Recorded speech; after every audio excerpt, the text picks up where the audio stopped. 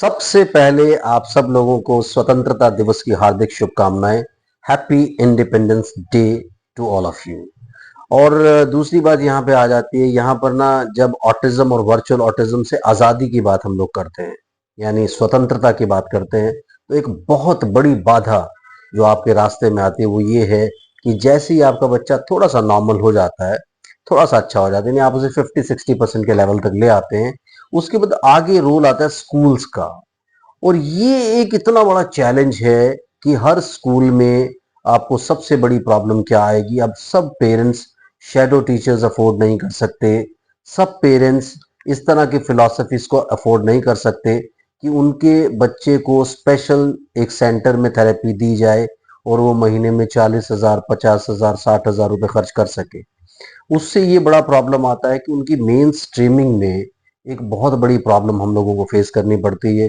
अगर यहाँ पे स्कूल ज़रा सा कोऑपरेट कर दें, यानी स्कूल वाले ज़रा सा एक्सेप्ट कर ले चीज़ों को और थोड़ा 1 साल 1.5 साल के लिए बच्चे के साथ थोड़ा लीनियंट होकर के, थोड़ा चीज़ों को स्पेशलाइज तरीके से करके अगर वो अपनी हेल्प, अपनी सपोर्ट दिखा दे, तो बच्चे बहुत जल्दी से नॉर्मल हो सकते हैं। लेकिन प्रॉब्लम कहाँ आता है? प्रॉब्लम यही आता है कि आपने 50-60%, 70% काम कर दिया, उसके बाद आप कहते हैं कि अब इसे स्कूल भेजना शुरू करो।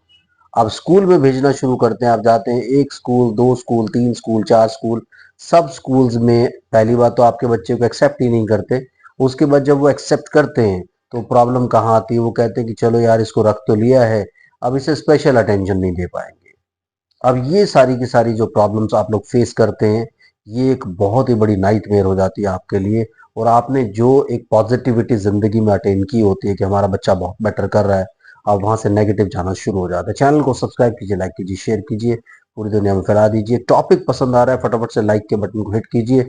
और जो ये इशू मैंने रेज किया है कि स्कूलिंग, ये क्या आप लोग भी फेस कर रहे हैं? अपने कमेंट जरूर कमेंट सेक्शन में आप डालें।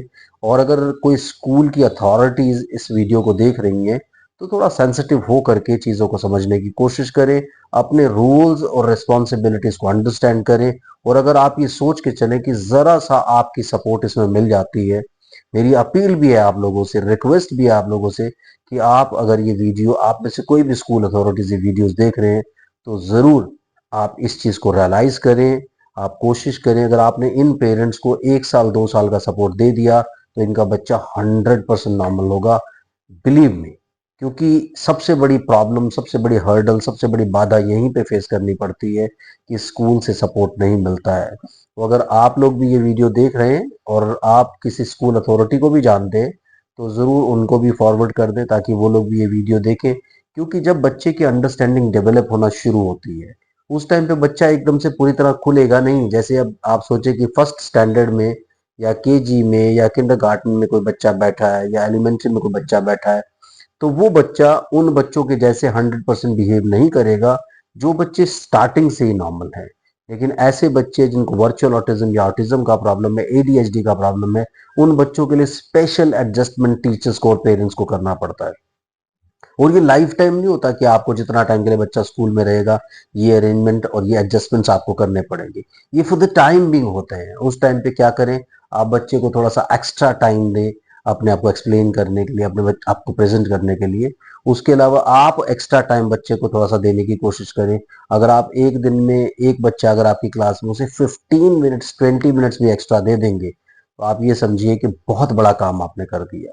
तो ये काम आपको ज़रूर करना चाहिए कि उनको एक्स्ट्रा अटेंशन देके, एक्स्ट्रा सपोर्ट देके, एक्स्ट्रा प्यार दे करके, एक्स्ट्रा अफेक्शन दे करके इन बच्चों को चीज़ों को समझाने की कोशिश करें, चीज़ों को एक्सप्लेन करने की कोशिश करें। और बच्चे अगर 1 बार, 2 बार, 3 बार, 4 बार टास्क कंप्लीट नहीं करते हैं, तो उसे नेगेटिवली ना लें, पेरेंट्स को नेगेटिव स्टेटमेंट्स ना करें, पेरेंट्स पे बम्बार्ड ना करें, पेरेंट्स की पोजीशन और पेरेंट्स की जो इमोशंस है उनको अंडरस्टैंड करने की कोशिश करें और रेशनली चीज़ों को एक्सप्लेन करने की कोशिश करें। पेरेंट्स को ये रियलाइज़ करवाएं कि हम लोग सपोर्ट में खड़े हैं, हम आपके सामने नहीं खड़े हैं। यानी अगर आप सपोर्ट में खड़े, पेरेंट्स की हिम्मत बढ़ जाएगी और वो बढ़ चढ़ के काम कर सकेंगे। एंड अगर आप सामने खड़े हो जाएंगे कि नहीं जी ये तो ये नहीं करता, ना वो नहीं करता, ऐसा नहीं करता, वैसा नहीं करता, तो आप ये समझ के चलें कि कहीं ना कहीं बच्चे की लाइफ जो आप सुधार सकते हैं, उसे आप बिगाड़ देते हैं। तो ये बहुत इंपॉर्टेंट है कि पेरेंट्स और टीचर्स का एक स्ट्रॉन्ग कोलैबोरेशन हो, थेरेपिस्ट के साथ, उसके एडवाइजेस के साथ, रेदर बीच बीच में थेरेपिस्ट को भी कनेक्ट किया जा सकता है टीचर्स के साथ, जिससे कि वो भी अपनी एडवाइस सामने रखें और पेरेंट्स को भी और टीचर्स को भी दोनों को समझाने की कोशिश करें, एज अ मेंटोर आगे बढ़ने की कोशिश करें, ताकि ये जो एक फेलियर होता है, क्योंकि नॉर्मली यही देखने में आता है कि स्कूल ड्रॉप्स हो जाता है, तो बच्चा स्कूल जाना शुरू करता है। अब जब बच्चे को प्रॉपर एनवायरनमेंट नहीं मिलेगा, उसे वहाँ टॉर्चर किया जाएगा, उसे आइसोलेशन में छोड़ दिया जाएगा। कई बार ये बच्चे क्लास से निकल करके बाहर ग्राउंड में घूमते रहते हैं। तो अगर ये सारी की सारी एक्टिविटीज होंगी और स्कूल की तरफ से सपोर्ट नहीं आएगा, तो ये बहुत बड़ी प्रॉब्लम बन जाएगी।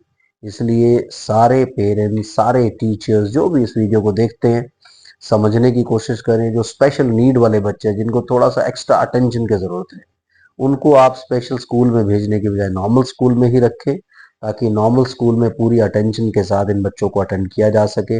और अगर थोड़ा सा भी एक्स्ट्रा वेटेज इन बच्चों को मिल जाती है, इन बच्चों की जिंदगी के नॉर्मल बच्चे की तरह एक प्लेटफॉर्म पे पहुंच जाएगी, जहां पे ये बच्चे बहुत अच्छे से प्रोग्रेस कर सकते हैं। लेकिन अगर इस तरह के रिजेक्शंस रहती हैं, तो बहुत मुश्किल होता है इन बच्चों को लाइन पर लाना, इन बच्चों को नॉर्मल करना, इन बच्चों को मेन स्ट्रीम करना।